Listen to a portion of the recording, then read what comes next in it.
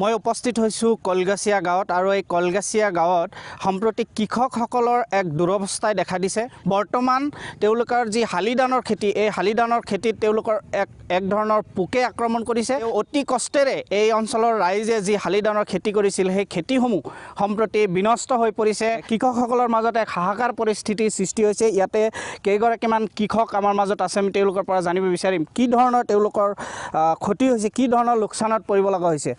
আচ্ছা, আপোনালোকৰ কি ধৰণৰ লোকচান হৈছে আৰু কি কি খেতি কৰিছিল আপোনালোকে? আমি প্ৰথমতে শালি খেতি যেতিয়া আৰম্ভ কৰিলোঁ, এই খেতি কৰাৰ অলপ দিন পাছতেই সাৰ পানী দিয়াৰ আগেই আমাৰ এই বানপানী আহি লাগিল। বানপানীতে কেইবাবাৰ ক্ষতি কৰি গ'ল। আমি এতিয়া শালি যিটো বিধানতো বহুত কষ্ট কৰি বহুত দূৰ দূৰণিৰ পৰা আনি বাৰে ৰুইছোঁ। ৰোৱাৰ পাছতো যিখিনি থাকিল এইখিনিতো আহি লাষ্টত এই মাজৰা পকা আৰু কিবা কলা এটা পোকাই আহি ধৰিলে। এই পোকাই গোটেই চকখন খাই শেষ কৰিলে। তাতেতো আমি কোনো ধৰণৰ ঔষধ পানী আমি দিছোঁ, নিদিয়া নহয়। সাৰ পানী দিয়াৰ পাছত আমি এই খেতিগিলা আকৌ জগাই তুলিব পৰা নাই। পাছত দেখা পালোঁ যে আমিতো শেষেই আৰু আমাৰ খেতি বাতি একেবাৰে শেষ হৈ গৈছে। চৰকাৰী বিষয়াসকল আপোনালোকৰ কি ধৰণৰ খবৰ লৈছে? নাই, ইয়াতে কোনো খবৰে লোৱা নাই। আমি গ্ৰাম সেৱকৰ ওচৰলৈ খবৰ লৈছোঁ, কিন্তু সি কৈছিল আহিম বুলি খেতিৰ কাৰণে। খেতি এতিয়ালৈকে অহা নাই। অহাৰ আগতে খেতি শেষেই হৈ গ'ল। চৰকাৰৰ ফালৰ পৰা আমাক কোনো ধৰণৰ সা সুবিধা আমি পোৱাও নাই। হয়, নিশ্চয়কৈ ক'ব লাগিব কৃষকসকলৰ এক দুৰ্দশা। কৃষকসকলে যেতিয়া বানপানীত ক্ষতিগ্ৰস্ত হৈছিল, সেই সময়ত তেওঁলোকে কঠীয়া বিচাৰি এক হাহাকাৰ পৰিস্থিতিৰ সৃষ্টি হৈছিল। যিকেই নহওক, তেওঁলোকে কিবাকিবি কৰি তেওঁলোকে পুনৰ ধানখিনি ৰুইছিল যদিও সম্প্ৰতি পাতে খোৱা পোক আৰু এই মজা খোৱা পোকৰ আক্ৰমণত এই খেতিখিনি সম্পূৰ্ণৰূপে ধ্বংস হৈছে। ইয়াৰে আমাৰ কৃষক সভাৰ এগৰাকী নেতা আমাৰ মাজত সম্প্ৰতি খেতিত তেওঁলোকৰ কৃষকৰ বুজ ল'বলৈ আহিছে।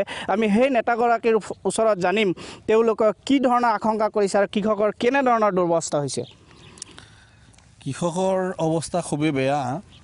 আটাইতকৈ ডাঙৰ কথা হৈছে যে আমাৰ কলগাছিয়া, বৃহত্তৰ কলগাছিয়া অঞ্চলৰ প্ৰায় 100খন গাঁও, আৰু 100খন গাঁৱতে বানপানীত বিধ্বস্ত হোৱাৰ পিছত মানুহে অলপ কঠীয়া সংগ্ৰহ কৰি যেনেকৈ আপোনাৰ শালি ধানৰ খেতি কৰিছিল, দেখা গ'ল মজা খোৱা পোক আৰু পাতে খোৱা পোকে ইতিমধ্যে খাই শেষ কৰিলে।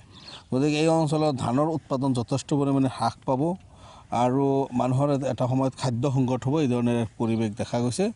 আমি দাবী উত্থাপন কৰিছোঁ যে গাঁওবুঢ়া বা গাঁও সেৱক তেওঁলোকেতো আজিকালি আৰু পথাৰত নাহে, তেওঁলোকেতো অফিচতে বহি থাকে, যে 2-4জন আছে।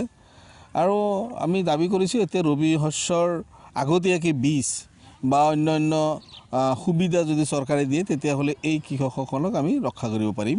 নহ'লে কিন্তু কৃষকসকলৰ আত্মহত্যা কৰাৰ বাহিৰে কৃষকসকলৰ বিকল্প কোনো ৰাস্তা নাথাকিব। মই আৰু এগৰাকী কৃষকৰ ওচৰত যাব বিচাৰিছোঁ। আচ্ছা, এইবাৰ যিহেতু ধানৰ খেতি আপোনালোকৰ নষ্ট হৈছে, এতিয়া আপোনালোকৰ উপায় কি হ'ব? উপায় আৰু একো নাই আৰু খাব লগা। এতিয়া পথাৰৰ পৰা যিখিনি আছিলে আমি ঘৰত ল'ৰা ছোৱালী লৈ খাইছোঁ। এতিয়াতো আৰু নাইয়ে, একো নাই কাৰণে এতিয়া আমি ইয়াত যাব লাগিব, বিদেশত যাব লাগিব, যাই পেলাই কাম চাম কৰি আনি খাব লাগিব। আৰু ল'ৰা ছোৱালী এতিয়া ক'ত যাব?